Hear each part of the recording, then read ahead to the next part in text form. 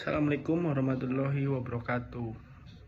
Perkenalkan, nama saya Budi Bagus Prabari. Saya akan presentasikan kajian bibliometrik ekonomi digital dan ekonomi berkembang.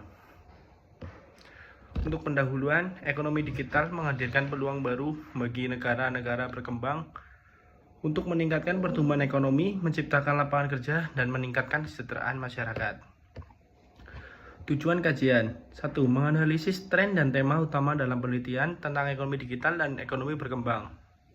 2. Mengidentifikasi negara-negara dan institusi yang paling aktif dalam penelitian ini. 3. Memetakan jaringan kolaborasi antara para peneliti di bidang ini. Memberikan rekomendasi untuk penelitian masa depan tentang ekonomi digital dan ekonomi berkembang. Manfaat kajian: para peneliti yang tertarik dengan ekonomi digital dan ekonomi berkembang. 2. Pembuat kebijakan yang ingin merumuskan kebijakan yang efektif untuk mempromosikan ekonomi digital di negara-negara berkembang. 3. Praktisi yang ingin memahami dampak ekonomi digital terhadap bisnis dan masyarakat negara-negara berkembang.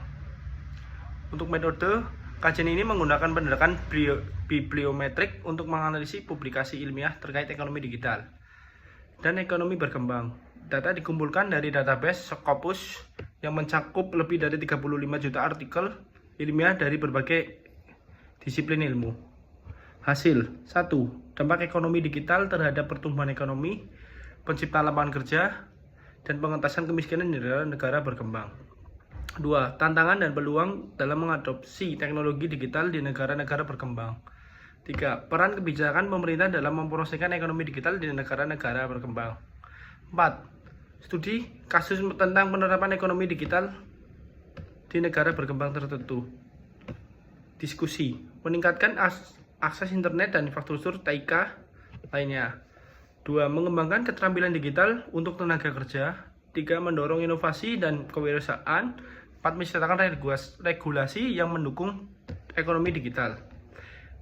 Kesimpulan: ekonomi digital memiliki potensi besar untuk mendorong pembangunan ekonomi di negara-negara berkembang, tetapi penting untuk mengatasi tantangan yang terkait dengan adopsi teknologi digital dan menciptakan lingkungan yang kondusif untuk ekonomi digital.